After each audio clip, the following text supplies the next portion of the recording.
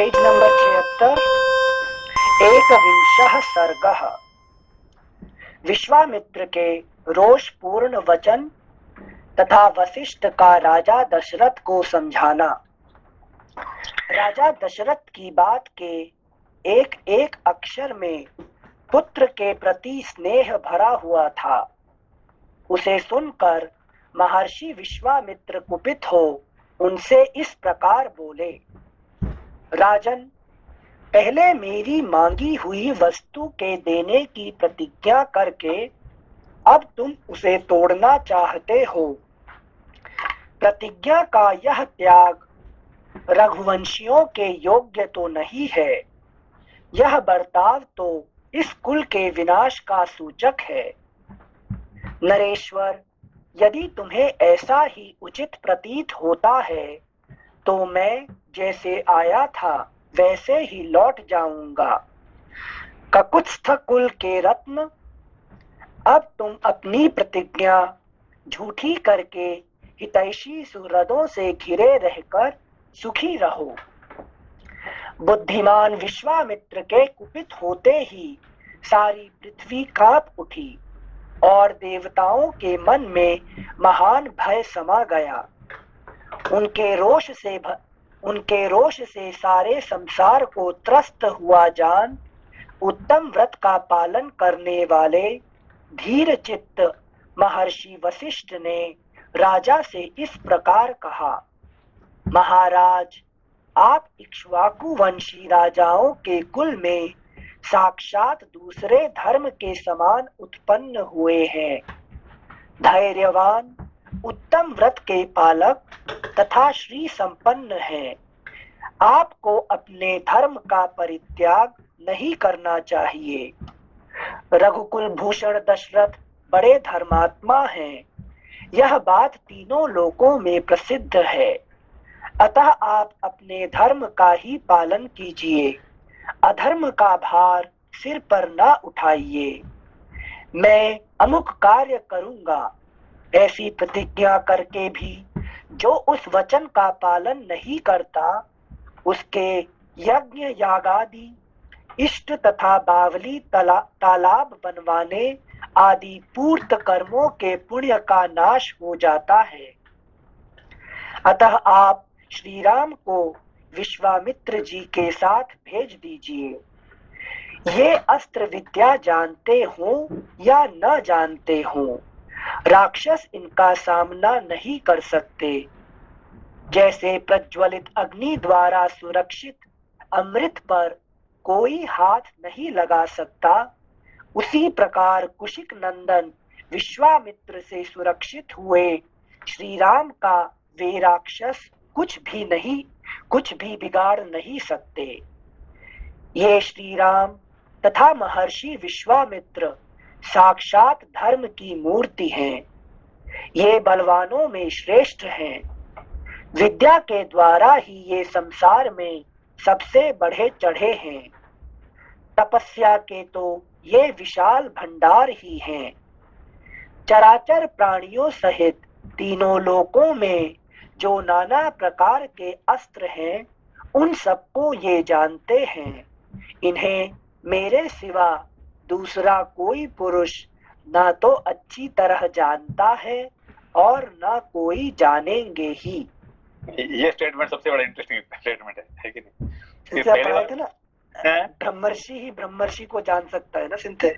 नहीं ब्रह्मर्षि हो जाता है। ये पर्टिकुलरली वशिष्ठ जी जो है युग युग तक जो है कि नहीं, आगे भी नहीं।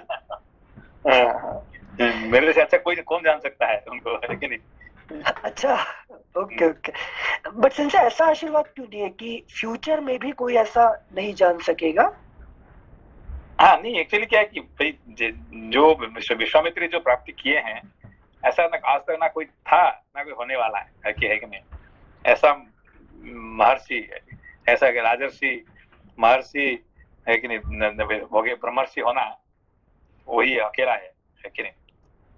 अच्छा, सिंसे नहीं हुआ वाला तो समझ में आया, नहीं होने वाला है वो भी, क्योंकि इतने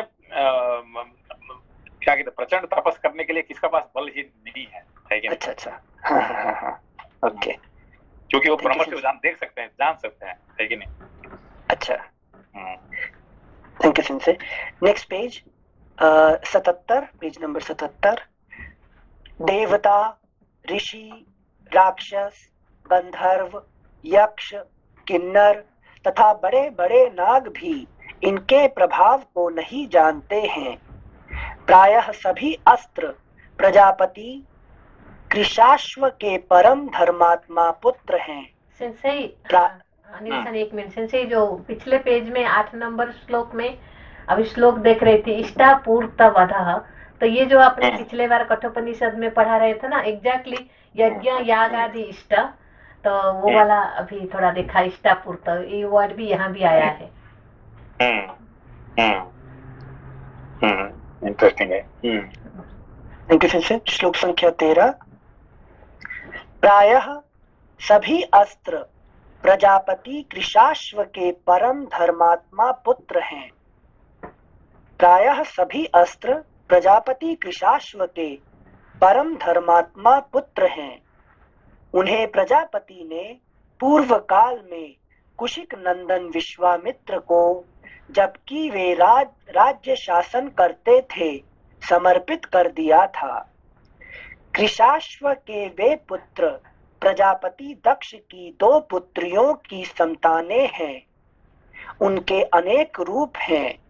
वे सब के सब महान, शक्तिशाली, प्रकाशमान और विजय दिलाने वाले हैं. प्रजापति दक्ष की 2 सुंदरी कन्याएं हैं. उनके नाम हैं जया और सुप्रभा. उन दोनों ने 100 परम प्रकाशमान अस्त्र शस्त्रों को उत्पन्न किया है. उन दोनों ने 100 परम प्रकाशमान अस्त्र शस्त्रों को उत्पन्न किया है. उनमें से जया ने वर पाकर 50 श्रेष्ठ पुत्रों को प्राप्त किया है, जो अपरिमित शक्तिशाली और रूप रहित हैं. वे सब के सब असुरों की सेनाओं का वध करने के लिए प्रकट हुए हैं. फिर सुप्रभा ने भी संहार नामक 50 पुत्रों को जन्म दिया, जो अत्यंत दुर्जय हैं. उन पर आक्रमण करना किसी के लिए भी सर्वथा कठिन है, तथा वे सब के सब अत्यंत बलिष्ठ हैं. ये धर्मज्ञ कुशिक नंदन उन सब अस्त्र शस्त्रों को अच्छी तरह जानते हैं. जो अस्त्र अब तक उपलब्ध नहीं हुए हैं, उनको भी उत्पन्न करने की इनमें पूर्ण शक्ति है.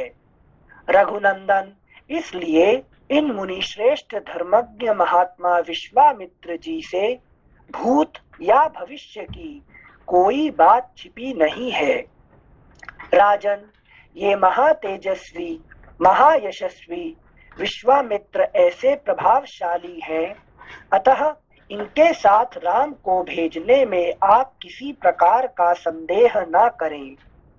महर्षि कौशिक स्वयं भी उन राक्षसों का संहार करने में समर्थ हैं, किंतु ये आपके पुत्र का कल्याण करना चाहते हैं, इसीलिए यहाँ आकर आपसे याचना कर रहे हैं.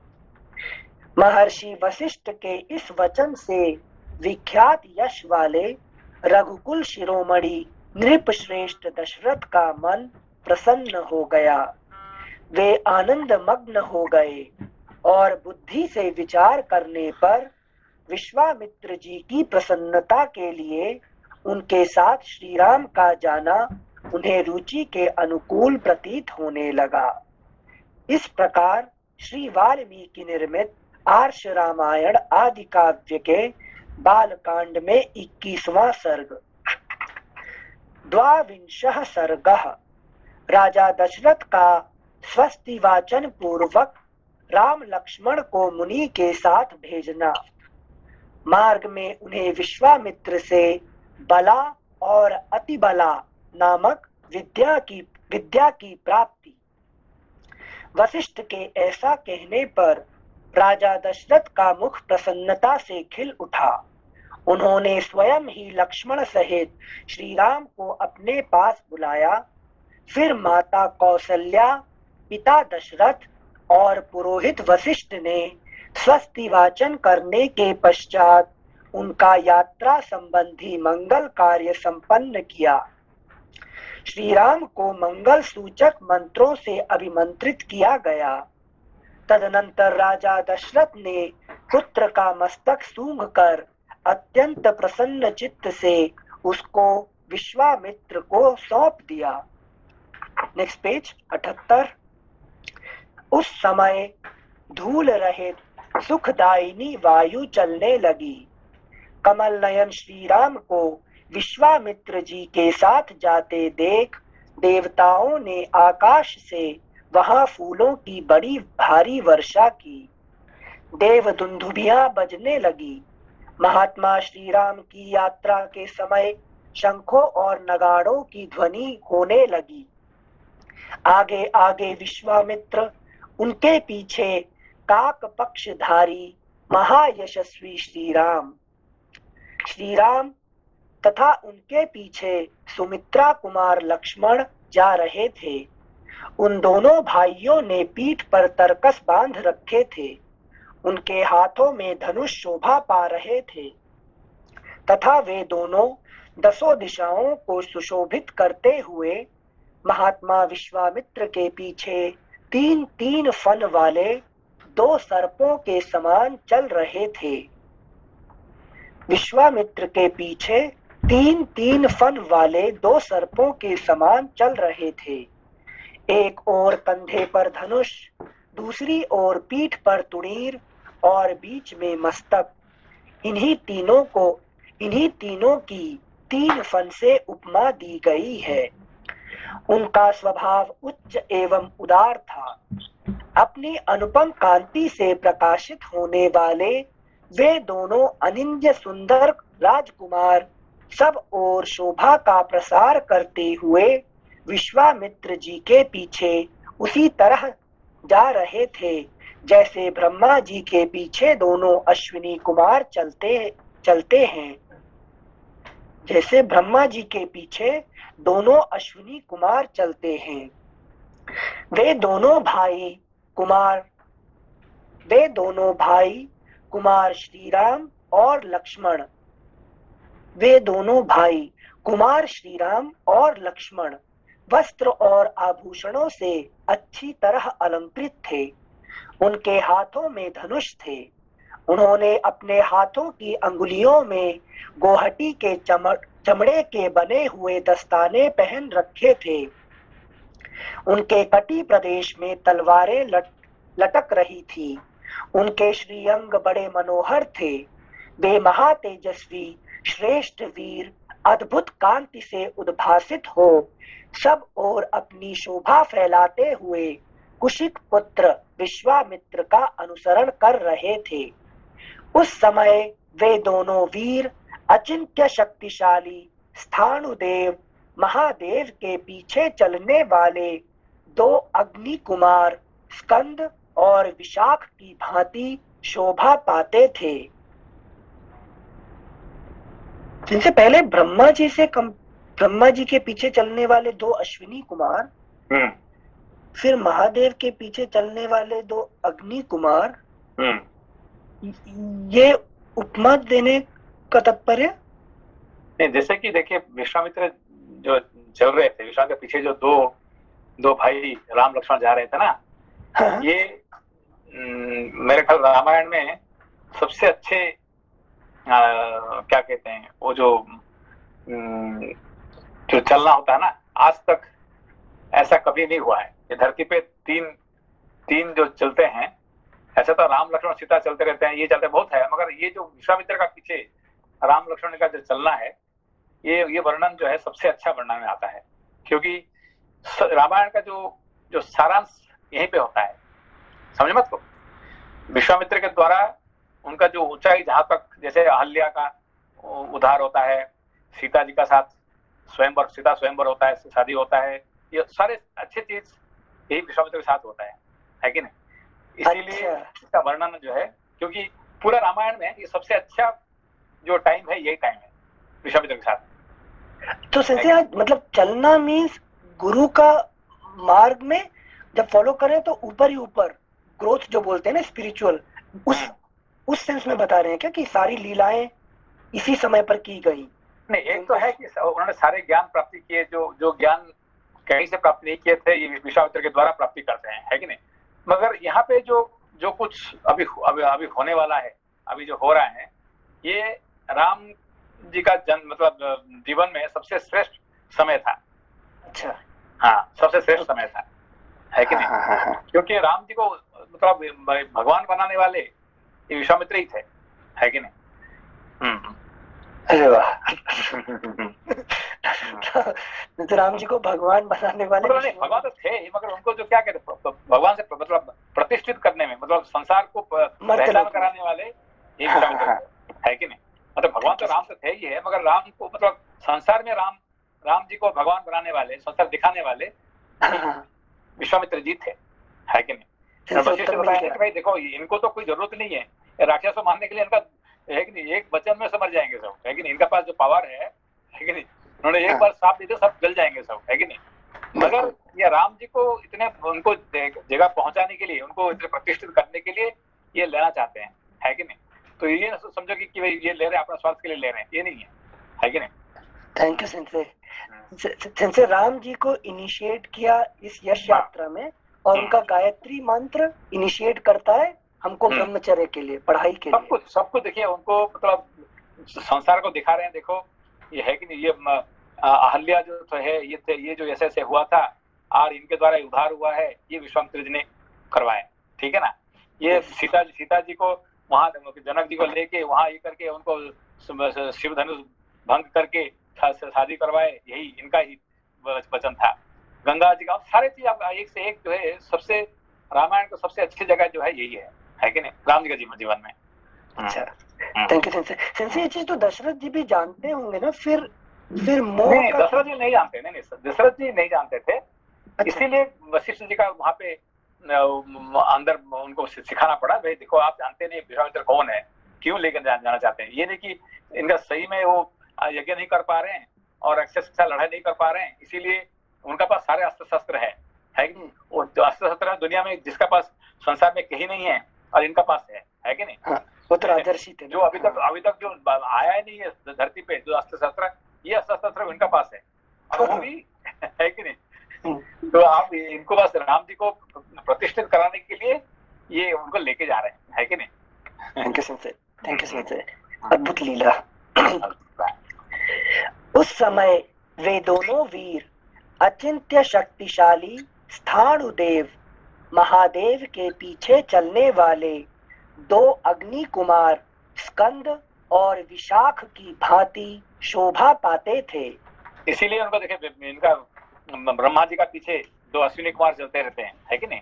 और भगवान शिव जी का पीछे स्कंद और विशाखा चल रहे हैं, ये उदाहरण दे रहे हैं, है कि नहीं? क्योंकि वो तो मतलब बहुत ऊपर यहाँ ये तो मर्त्य लोक का वर्णन है, और वो तो ब्रह्मलोक और शिवलोक का वर्णन है, तो उनके साथ जोड़ा जाता है ये बात, है कि नहीं? Thank you. श्लोक संख्या 11। अयोध्या से 1.5 योजन दूर जाकर सरयू के दक्षिण तट पर विश्वामित्र ने मधुर वाणी में राम को संबोधित किया और कहा, वत्स राम, अब सरयू के जल से आचमन करो। अभी देखिए, यहाँ से जो शुरू होने वाला है ये बहुत इंपॉर्टेंट चीज है, लेकिन इसको आप मतलब एक एक श्लोक जो है समझने चीज है कि नहीं? जो विश्वामित्र जो कहते हैं और राम जी जो करते हैं, राम लक्ष्मण जो करते हैं, ये जो चीज है बहुत ही इंटरेस्ट रामायण में चीज है, इसलिए आपको है कि ना हर श्लोक को ध्यान रखिए उसको, ठीक है ना? क्या कह रहे हैं, क्या दे रहे हैं, क्या सुना रहे हैं, है कि ये सारी चीज जो है रामायण का सही में सारांश है।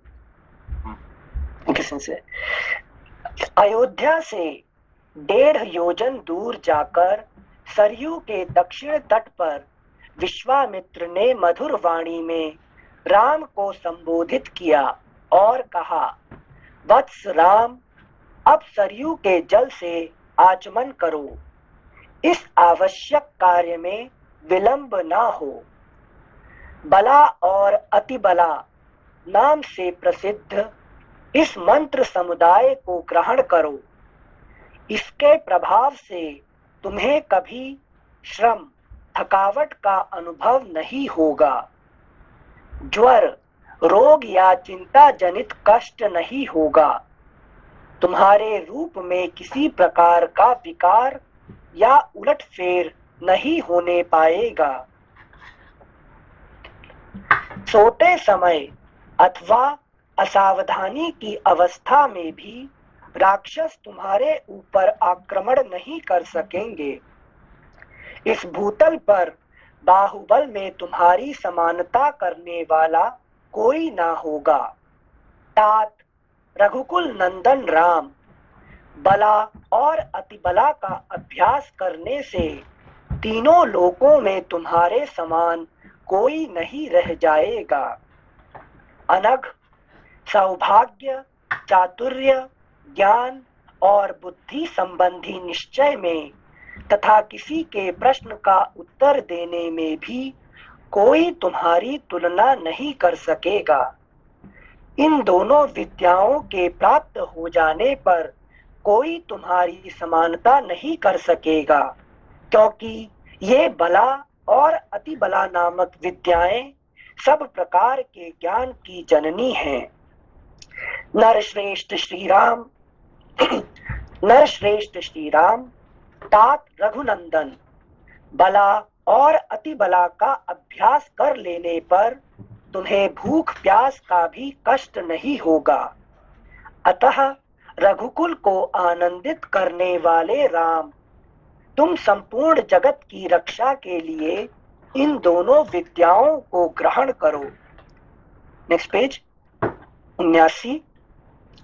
इन दोनों विद्याओं का अध्ययन कर लेने पर इस भूतल पर तुम्हारे यश का विस्तार होगा।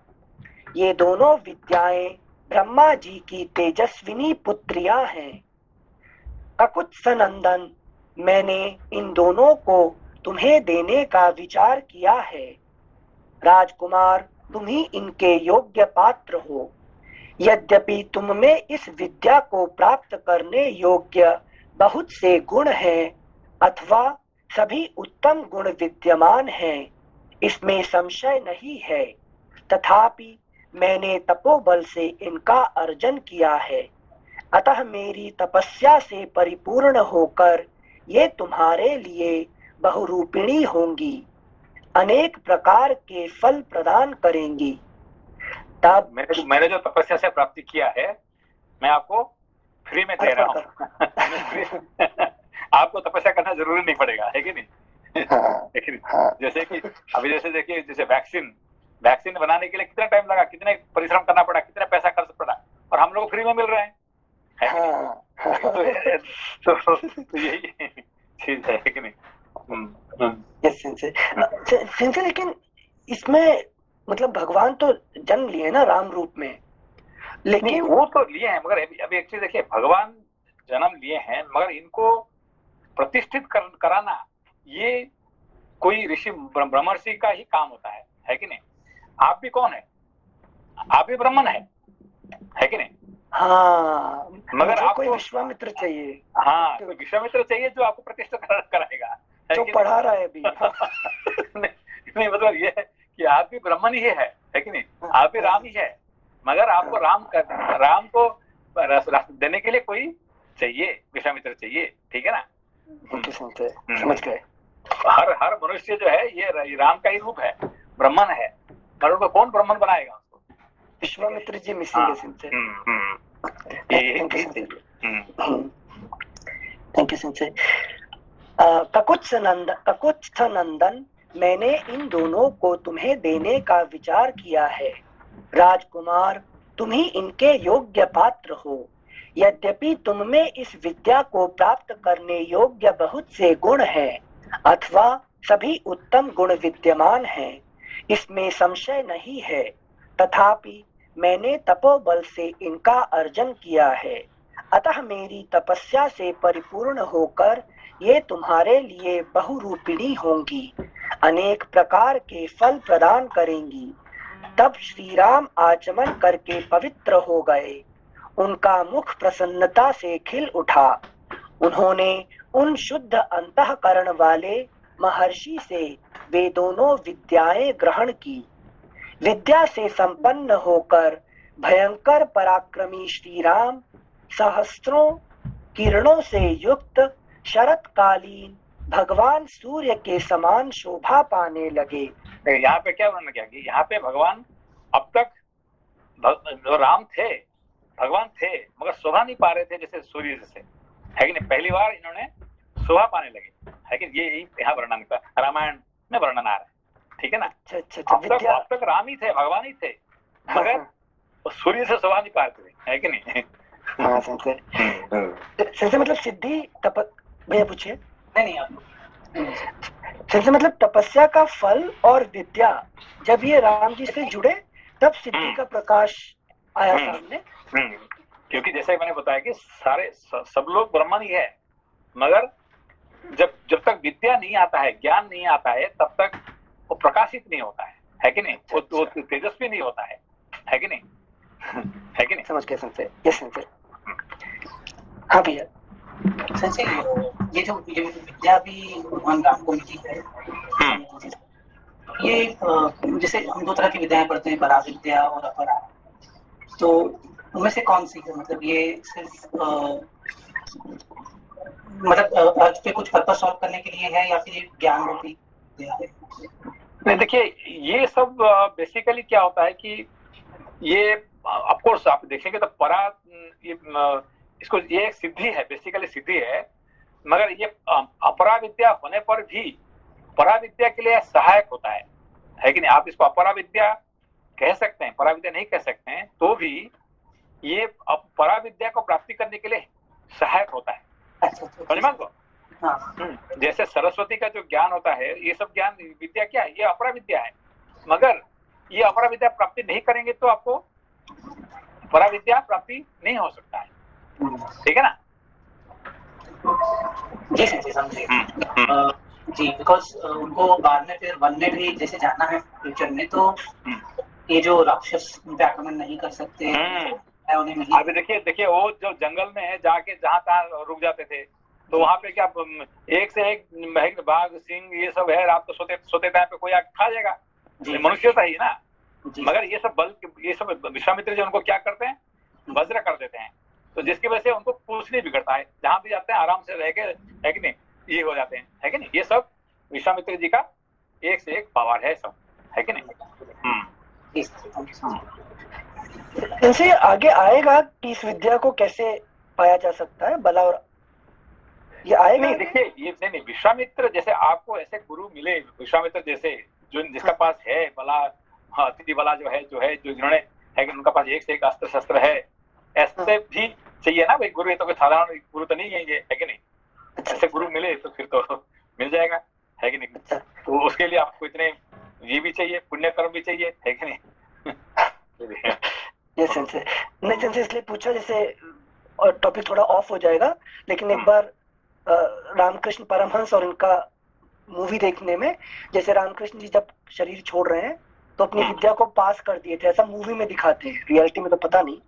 तो ऐसे गुरु हाथ रख दे सर पे और सिद्धि ट्रांसफर हो जाए, मतलब जो बोलते हैं बिना प्रयास के, वो तो ये तो राम जी और विश्वामित्र जी की बात हो रही है। तो जैसे मुझे जंगल में जाकर तपस्या करने में डर लगता है कि पशु पक्षी आके खा लेंगे, एक थिंकिंग होती है कि शरीर नश्वर है, वो अपने आप जाना ही है, तो उसमें डर कैसा। और दूसरा होता है कि सिद्धि से सुरक्षित होकर ऐसा सिद्धि में हो है कि नहीं, जो सिद्धि प्राप्ति करने के बाद आपको, है कि नहीं, कोई भी आपको कुछ बिगाड़ नहीं सकता है। ये सिद्धि जो है विश्वामित्र के पास था और वो उनको दे रहे हैं, है कि नहीं। Okay sensei, thank you sensei. श्लोक संख्या 22। विद्या से संपन्न होकर भयंकर पराक्रमी श्री राम सहस्रों किरणों से युक्त शरतकालीन भगवान सूर्य के समान शोभा पाने लगे। तत्पश्चात श्री राम ने विश्वामित्र जी की सारी गुरुजनोचित सेवाएं करके हर्ष का अनुभव किया। फिर वे तीनों वहां सरयू के तट पर रात में सुख पूर्वक रहे। राजा दशरथ के वे दोनों श्रेष्ठ राजकुमार उस समय वहां तृण की शैया पर जो उनके योग्य नहीं थी सोए थे। महर्षि विश्वामित्र अपनी वाणी द्वारा उन दोनों के प्रति लाड़ प्यार प्रकट कर रहे थे। इससे देखिए, आपने अभी पूरा पूरा पूरा रामायण में आपको कहीं नहीं मिलेगा कि राम लक्ष्मण है कि विश्वामित्र का दोनों पैर दबाते रहते हैं। और कब तक? जब तक वो नींद से पूरा इनका ये नहीं होता है तब तक वो छोड़ते नहीं थे, है कि नहीं? ऐसा कहीं है और कहीं पे राम लक्ष्मण दोनों दो पैर को है कि नहीं, एक विष्णु भगवान स्वयं और शेषनाग, ये दोनों है कि नहीं, किसका पैर दबाते हैं है कि नहीं? ये कोई साधारण हो सकता है क्या कोई? है कि नहीं? है कि नहीं? उनका उनसे पैर दबाने में इसका पैर लक्ष्मी जी दबाती रहती है कि नहीं? वो विश्वामित्र का पैर दबा रहे हैं, है कि नहीं? वो फिर थोड़ी बहुत के लिए नहीं है, पूरा रात भर मतलब जब तक वो ये नहीं होते हैं, है कि नहीं? ये और कहीं नहीं, और किसी को नहीं होता है ऐसे। हाँ, थोड़ी बहुत किसका पास गए और थोड़ा बहुत कर लिए तो बात अलग बात है, और ये पूरा ही पूरा मतलब महीने महीने तक, है कि नहीं?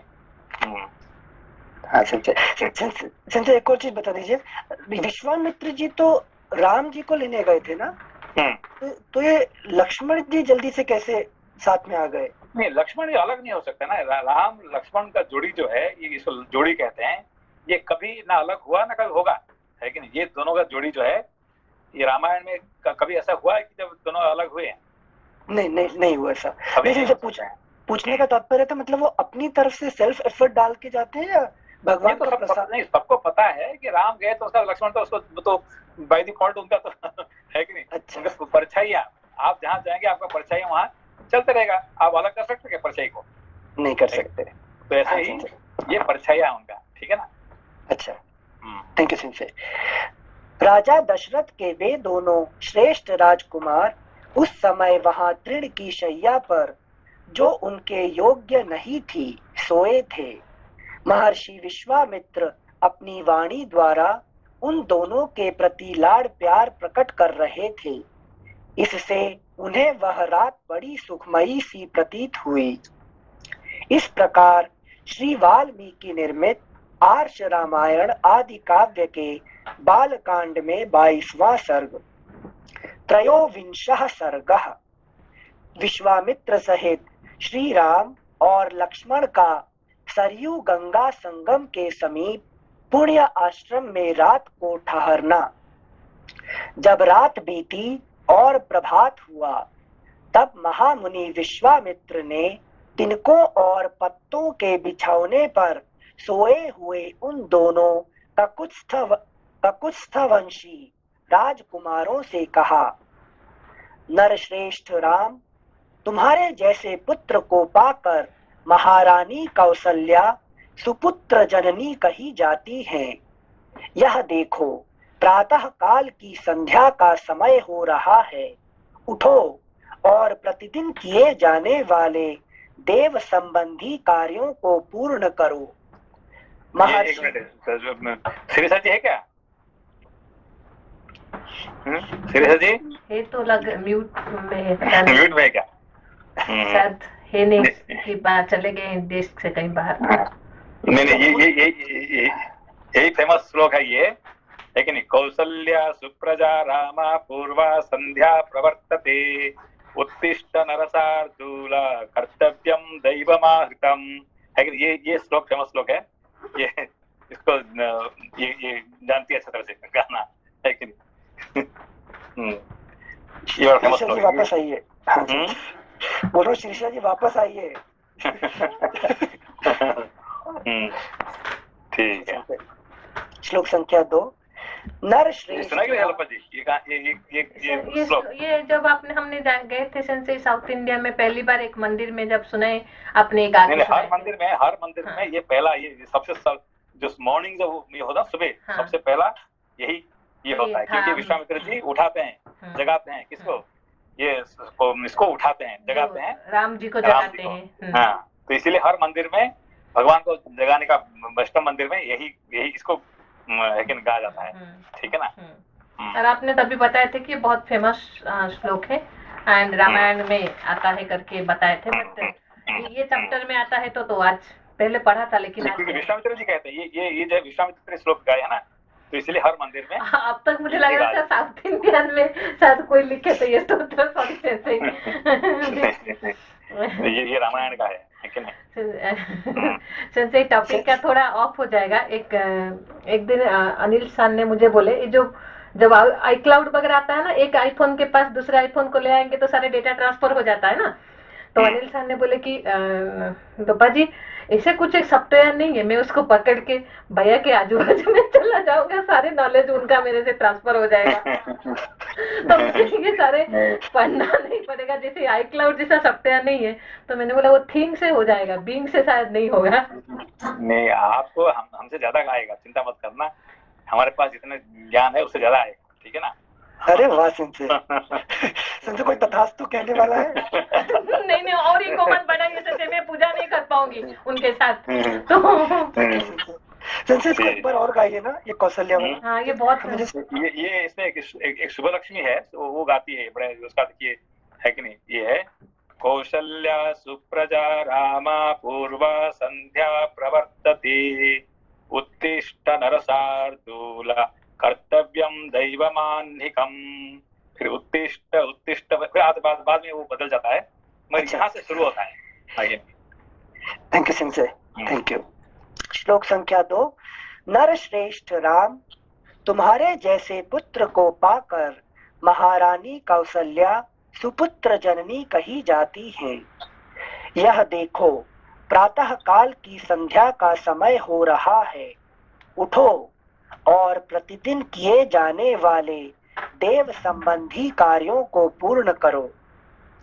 महर्षि का यह परम उदार वचन सुनकर उन दोनों नरश्रेष्ठ वीरों ने स्नान करके देवताओं का तर्पण किया और फिर वे परम उत्तम जपनीय मंत्र गायत्री का जप करने लगे। नित्य कर्म समाप्त करके महापराक्रमी श्री राम और लक्ष्मण अत्यंत प्रसन्न हो तपोधन विश्वामित्र को प्रणाम करके वहां से आगे जाने को उद्यत हो गए। जाते जाते उन महाबली राजकुमारों ने गंगा और सरयू के शुभ संगम पर पहुंचकर वहां दिव्य त्रिपथगा नदी गंगा जी का दर्शन किया। संगम के पास ही शुद्ध अंतःकरण वाले महर्षियों का एक पवित्र आश्रम था, जहां वे कई हजार वर्षों से तीव्र तपस्या करते थे। उस पवित्र आश्रम को देखकर रघुकुल रत्न श्री राम और लक्ष्मण बड़े प्रसन्न हुए। उन्होंने महात्मा विश्वामित्र से यह बात कही। Next page 80। भगवान, यह किसका पवित्र आश्रम है और इसमें कौन पुरुष निवास करता है, यह हम दोनों सुनना चाहते हैं। इसके लिए हमारे मन में बड़ी उत्कंठा है। उन दोनों का यह वचन सुनकर मुनि श्रेष्ठ विश्वामित्र हंसते हुए बोले, राम, यह आश्रम पहले जिसके अधिकार में रहा है उसका परिचय देता हूँ, सुनो। विद्वान पुरुष जिसे काम कहते हैं, वह कंदर्प पूर्व काल में मूर्तिमान था, शरीर धारण करके विचरता था। उन दिनों भगवान स्थाणु शिव इसी आश्रम में चित्त को एकाग्र करके नियम पूर्वक तपस्या करते थे। एक बार फिर से पढ़ रहे से। विद्वान पुरुष जिसे काम कहते हैं, वह कंदर्प। जैसे काम और कंदर्प सेम चीज है, एक ही सेम नाम है। कंदर्प का है कि नहीं, उसका नाम काम तो लोग कहते हैं, उसका नाम कंदर्प है। कंदर्प जैसे दर्प से कंदर्प बना है क्या? दर्प दलन जो बोलते हैं, कंदर्प का है, मगर कंदर्प का और अच्छे मीनिंग है बाद में। अच्छा, ठीक है। Thank you.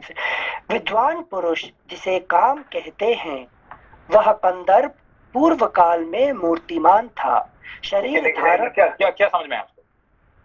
सबसे पहले वो शरीर धारण करके रहता था। नहीं, इन्होंने कहा कि ये उसका नाम काम नहीं है, उसको विद्वान पुरुष काम कहते हैं। अब ये बात समझिए है कि नहीं?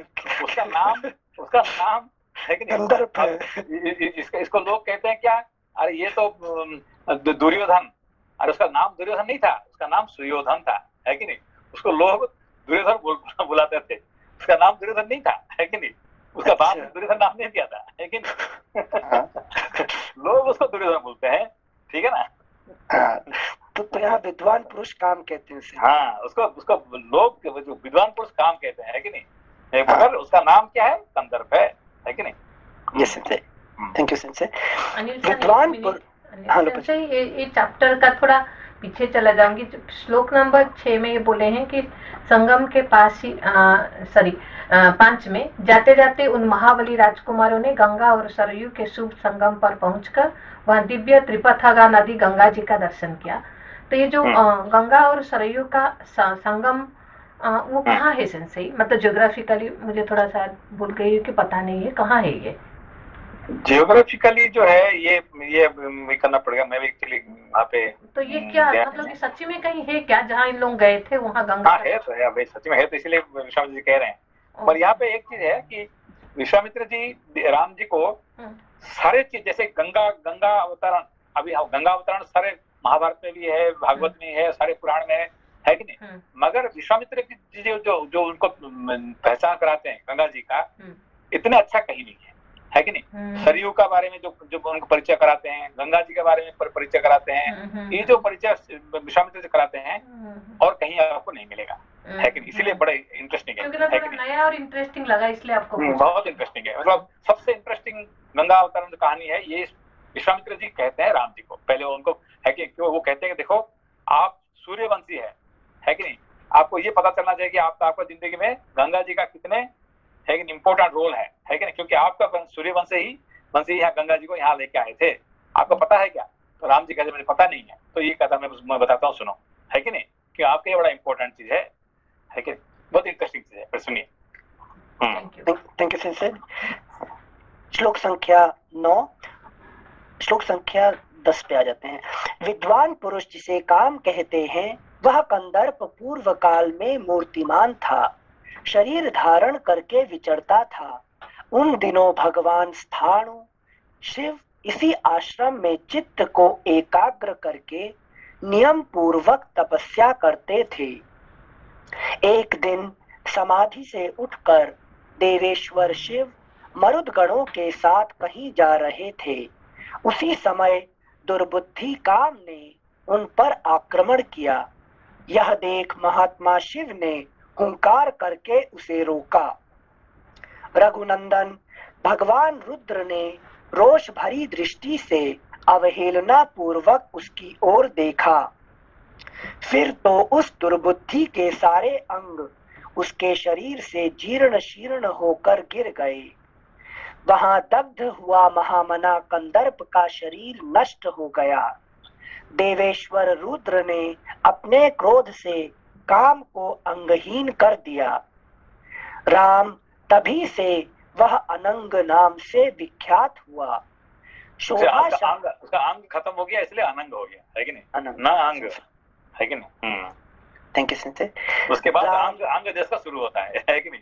वो अनंग हुआ है इसलिए अंग देश वहां से शुरू होता है। अच्छा। हाँ नमस्कार। नमस्कार।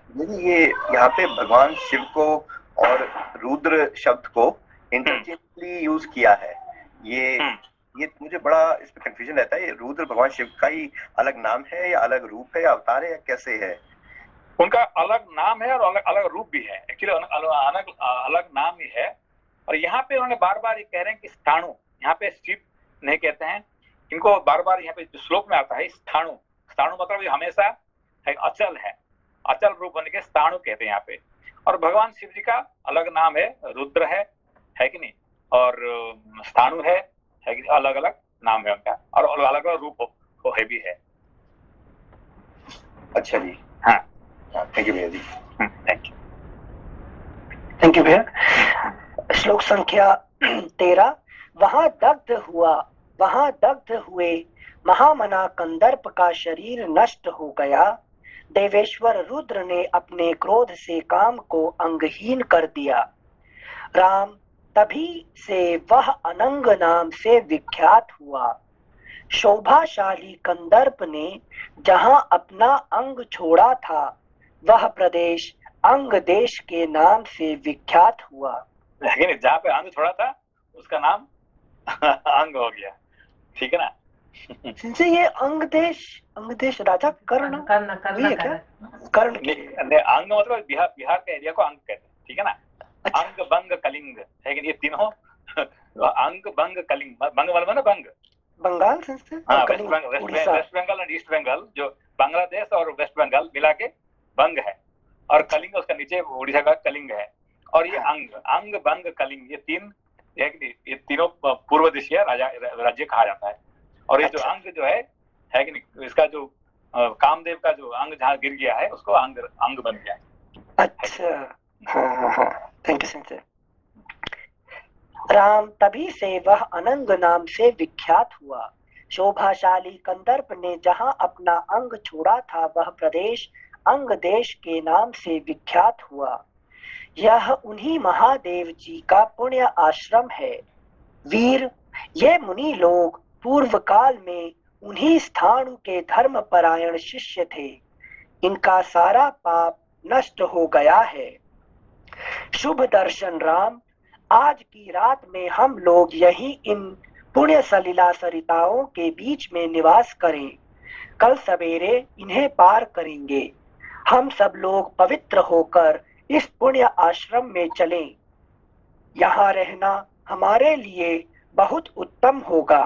देखिए कहाँ पहला रात उन्होंने कहा शिव जी का आश्रम है उनको रुकवाते हैं, लेकिन एक रात जहाँ रुकवाते हैं, जो कहते हैं बड़े इंटरेस्टिंग टॉपिक है कि नहीं। हाँ संसे, थैंक यू संसे। नर श्रेष्ठ, यहाँ स्नान करके जप और हवन करने के बाद हम रात में बड़े सुख से रहेंगे। जैसे पूरा शेड्यूल तैयार कर रहे हैं विश्वामित्र जी। इसलिए आगे जाके राम जी कहते हैं, लक्ष्मण जी को एक बार कहते हैं कि देखो हमारे जिंदगी में सबसे जो गोल्डन पीरियड था, कौन सा पीरियड था, जगह समय था, सबसे खुशी हम कहाँ पाए थे, विश्वामित्र जी के साथ भी थे। और ना उससे पहले कभी हुआ था ना उसके बाद में कभी हुआ है कि नहीं। सबसे जो है हमारे जो गोल्डन पीरियड था ये विश्वामित्र जी के साथ था, है कि नहीं। सारे ज्ञान, सारे पहचान, सारे ये सब कुछ जो मिला हमको उनसे, उनके द्वारा ही मिला था, है कि नहीं। वो खुद कहेंगे आगे। अच्छा, थैंक यू सिंसे। श्लोक संख्या 18। वे लोग वहां इस प्रकार आपस में बातचीत कर ही रहे थे कि उस आश्रम में निवास करने वाले मुनि तपस्या द्वारा प्राप्त हुई दूरदृष्टि से उनका आगमन जानकर मन ही मन बड़े प्रसन्न हुए। उनके हृदय में हर्ष जनित उल्लास छा गया।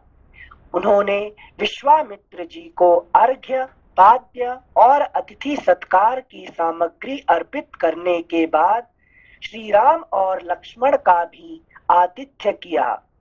यथोचित सत्कार करके उन मुनियों ने इन अतिथियों का भांति भांति की कथा वार्ताओं द्वारा मनोरंजन किया। फिर उन महर्षियों ने एकाग्रचित्त होकर यथावत संध्या वंदन एवं जप किया। तदनंतर वहां रहने वाले मुनियों ने अन्य उत्तम व्रतधारी मुनियों के साथ विश्वामित्र आदि को शयन के लिए उपयुक्त स्थान में पहुंचा दिया। संपूर्ण कामनाओं की पूर्ति करने वाले उस पुण्य आश्रम में उन विश्वामित्र आदि ने बड़े सुख से निवास किया। धर्मात्मा मुनि श्रेष्ठ विश्वामित्र ने उन मनोहर राजकुमारों का सुंदर कथाओं द्वारा मनोरंजन किया। इस प्रकार श्री वाल्मीकि निर्मित आर्ष रामायण आदि काव्य के बाल कांड में 23वां सर्ग। Next page 81। चतुर्विंशः सर्गः। श्री राम और लक्ष्मण का गंगा पार होते समय विश्वामित्र जी से जल में उठती हुई तुमुल ध्वनि के विषय में प्रश्न करना, विश्वामित्र जी का उन्हें इसका कारण बताना तथा मलद, करुष एवं ताटका वन का परिचय देते हुए इन्हें ताटका वध के लिए आज्ञा प्रदान करना।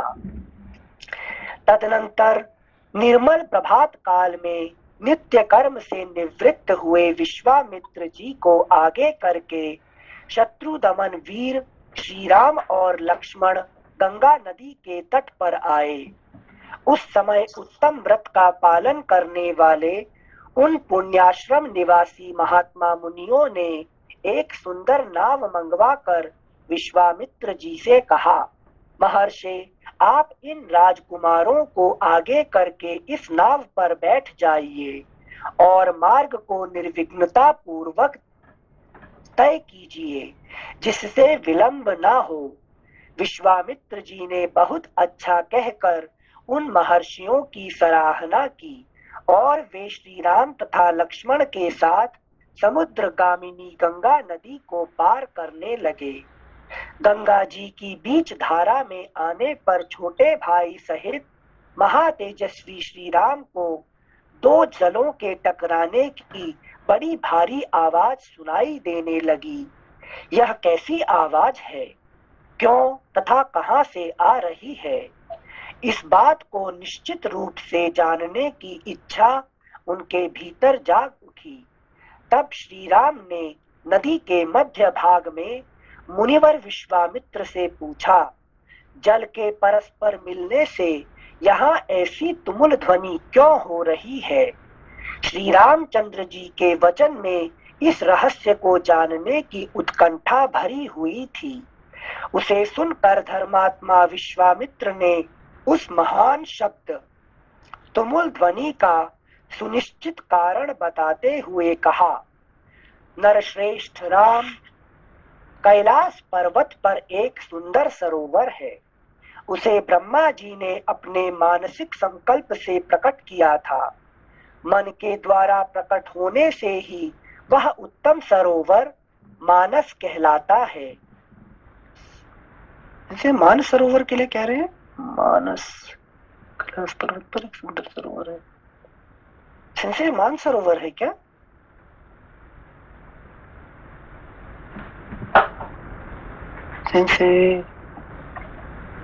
Yes, sir. I can hear you, but can you hear me? Maybe I can't hear Sensei. अच्छा, ठीक है, पढ़ते रहते हैं, तब तक सेंसे आ जाएंगे। नर श्रेष्ठ राम, या कंटिन्यू। श्लोक संख्या 7 से पढ़ रहे हैं। श्री रामचंद्र जी के वचन में इस रहस्य को जानने की उत्कंठा भरी हुई थी। उसे सुनकर धर्मात्मा विश्वामित्र ने उस महान शब्द तुमुल ध्वनि का सुनिश्चित कारण बताते हुए कहा। श्लोक संख्या 8, नर श्रेष्ठ राम, कैलाश पर्वत पर एक सुंदर सरोवर है। उसे ब्रह्मा जी ने अपने मानसिक संकल्प से प्रकट किया था। मन के द्वारा प्रकट होने से ही वह उत्तम सरोवर मानस कहलाता है। उस सरोवर से एक नदी निकली है जो अयोध्यापुरी से सट कर बहती है। ब्रह्मसर से निकलने के कारण वह पवित्र नदी सरयू के नाम से विख्यात है। उस सरोवर से एक नदी निकली है जो अयोध्यापुरी से, श्लोक संख्या 9, 8 से पढ़ते हैं से। नर श्रेष्ठ राम, कैलाश पर्वत पर एक सुंदर सरोवर है। उसे ब्रह्मा जी ने अपने मानसिक संकल्प से प्रकट किया था। मन के द्वारा प्रकट होने से ही वह उत्तम सरोवर मानस कहलाता है। उस सरोवर से एक नदी निकली है जो अयोध्यापुरी से सट कर बहती है। ब्रह्मसर से निकलने के कारण वह पवित्र नदी सरयू के नाम से विख्यात है। अभी समझ में सरयू कहाँ से शुरू होती है? जिनसे मान सरोवर के लिए बोल रहे हैं क्या? मानस वाला? मान सरोवर से ये सरयू नदी का शुरुआत है, वहाँ पहुंचा है कि नहीं? और कोई नदी मान सरोवर से नहीं है, अकेला सरयू है। अरे वाह सिंसे, पर्सनली मजा आ गया सिंसे। है कि नहीं? हमारे घर के पास है इसलिए सिंसे। है कि नहीं? हाँ। अच्छा, आपके घर के पास है क्या? हाँ सेंसे सेंसे जैसे वो आप अयोध्या बताए वासी है ना, हैं? उनके घर से सेंसे सिर्फ 20-25 मिनट ही है अयोध्या। अच्छा, सेंसे आप क्योंकि जैसे बाकी कोई बताए नदी ना, जो है ना मानसर इतने इतने प्योर नहीं है जो जो जैसे सरयू है कि नहीं? तो अच्छा, गंगा से भी ज्यादा प्योर होता है सरयू होता है, गंगा से भी, अच्छा, है कि नहीं? Thank you sense. सेंसे जैसे आप बता रहे थे ना कि विश्वामित्र जी राम जी को बताएंगे कि आप ही के कुल से गंगा जी आई हैं, तो पर्सनल टच रहेगा। वैसे ही जैसे आप बताए ना मानसरोवर से सरयू नदी निकली है, तो एक पर्सनल टच आ गया। है कि नहीं? Yes, sensei. ये और कहीं आपको मैसेज इतने अच्छे से नहीं मिलेगा, है कि नहीं? हाँ सेंसे, थैंक यू सेंसे। श्लोक संख्या 9।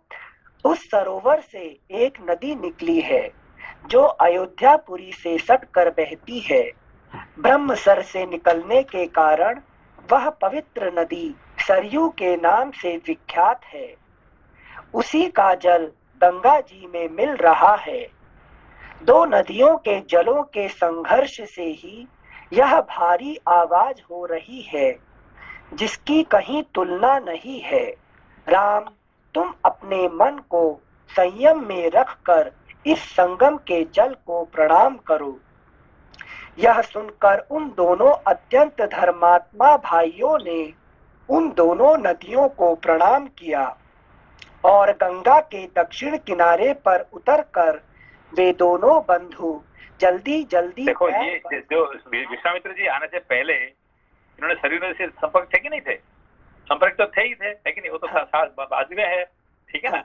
वो भी ऐसे गुरु आने से उनका परिचय होता है, ठीक है ना? ऐसे विश्वामित्र से गुरु आने से इनका, है कि नहीं, परिचय होता है उनका, ठीक है ना? मतलब राम और लक्ष्मण जी का परिचय नदी से होता है, नदियों का परिचय भी राम जी से होता है?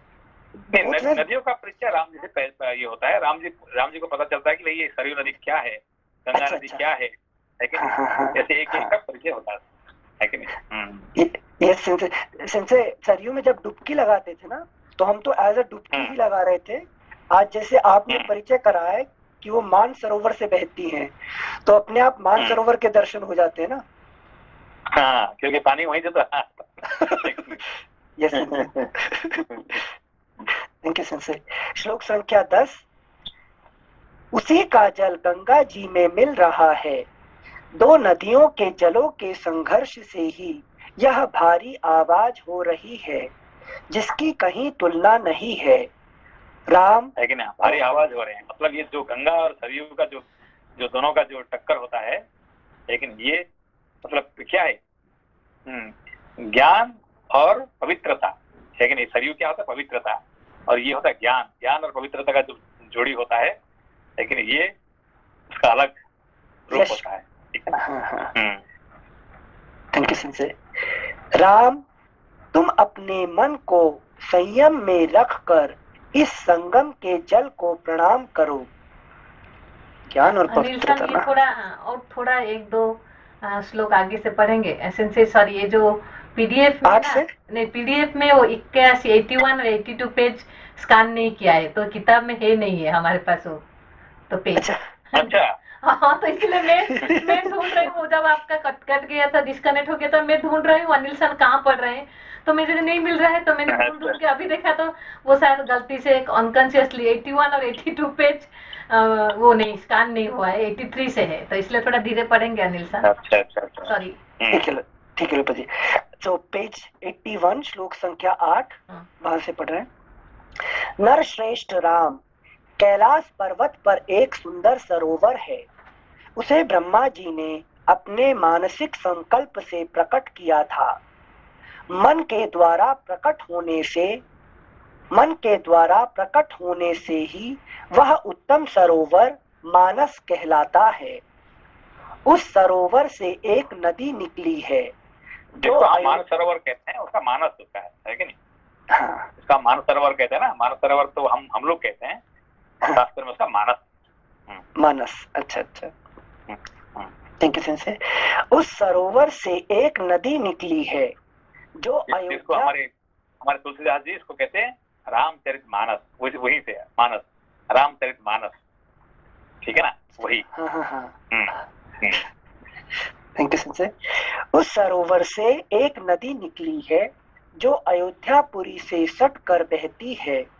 ब्रह्मसर से निकलने के कारण वह पवित्र नदी सरयू के नाम से विख्यात है।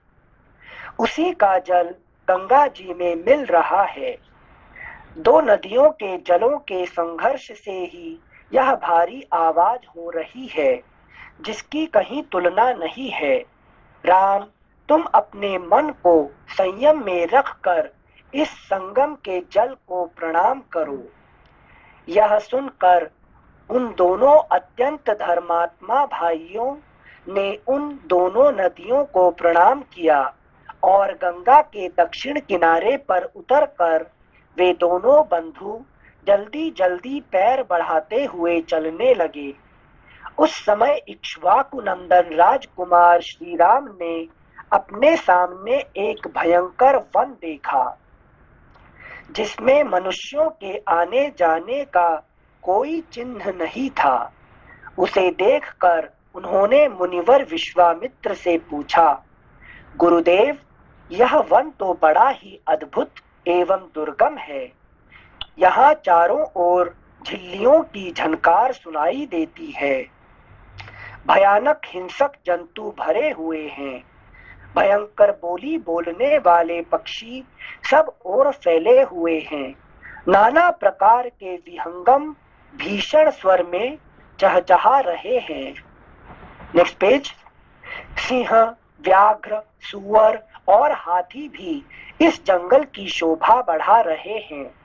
धव, धौरा, अश्वकर्ण एक प्रकार के शाल वृक्ष, तकुभ, अर्जुन, बेल, तिंदुक, तेंदु, पाटल, पाडर तथा बेर के वृक्षों से भरा हुआ यह भयंकर वन क्या है? इसका क्या नाम है? तब महातेजस्वी महामुनि विश्वामित्र ने उनसे कहा, वत्स, ककुत्स नंदन, यह भयंकर वन जिसके अधिकार में रहा है उसका परिचय सुनो। नरश्रेष्ठ, पूर्व काल में यहाँ दो समृद्धिशाली जनपद थे, मलद और करुष। ये दोनों देश देवताओं के प्रयत्न से निर्मित हुए थे। राम, पहले की बात है, वृत्रासुर का वध करने के पश्चात देवराज इंद्र मल से लिप्त हो गए। क्षुधा ने भी उन्हें धर दबाया और उनके भीतर ब्रह्म हत्या प्रविष्ट हो गई। तब देवताओं तथा तपोधन ऋषियों ने मलिन इंद्र को यहाँ गंगा जल से भरे हुए कलशों द्वारा नहलाया तथा उनके मल और कारुष क्षुधा को छुड़ा दिया। इस भूभाग में देवराज इंद्र के शरीर से उत्पन्न हुए मल और कारुष को देकर देवता लोग बड़े प्रसन्न हुए। इंद्र पूर्ववत निर्मल, निष्करुष, क्षुधाहीन एवं शुद्ध हो गए। तब उन्होंने प्रसन्न होकर इस देश को यह उत्तम वर प्रदान किया। ये दो जनपद लोक में मलद और करुष नाम से विख्यात होंगे। मेरे अंग जनित मल को धारण करने वाले ये दोनों देश बड़े समृद्धिशाली होंगे। बुद्धिमान इंद्र के द्वारा की गई उस देश की वह पूजा देखकर देवताओं ने पाक शासन को बारंबार साधुवाद दिया। शत्रुदमन, मलद और करुष ये दोनों जनपद दीर्घ काल तक समृद्धिशाली, धन धान्य से संपन्न तथा सुखी रहे हैं। कुछ काल के अनंतर यहाँ इच्छानुसार रूप धारण करने वाली एक यक्षिणी आई, जो अपने शरीर में 1000 हाथियों का बल धारण करती है। उसका नाम ताटका है। वह बुद्धिमान सुंद नामक दैत्य की पत्नी है। तुम्हारा कल्याण हो। मारीच नामक राक्षस, जो इंद्र के समान पराक्रमी है, उस ताटका का ही पुत्र है। उसकी भुजाएं गोल, मस्तक बहुत बड़ा, मुंह फैला हुआ और शरीर विशाल है। वह भयानक आकार वाला राक्षस यहाँ की प्रजा को सदा ही त्रास पहुंचाता रहता है। रघुनंदन, वह वह दुराचारिणी ताटका भी सदा मलद और करुष इन दोनों जनपदों का विनाश करती रहती है। वह यक्षिणी 1.5 योजन 6 कोस तक के मार्ग को घेर कर इस वन में रहती है। अतः हम लोगों को जिस ओर ताटका वन है उधर ही चलना चाहिए। तुम अपने बाहुबल का सहारा लेकर इस दुराचारिणी को मार डालो। मेरी आज्ञा से इस देश को पुनः निष्कंटक बना दो। यह देश ऐसा रमणीय है तो भी इस समय कोई यहाँ आ नहीं सकता है। Next page 83।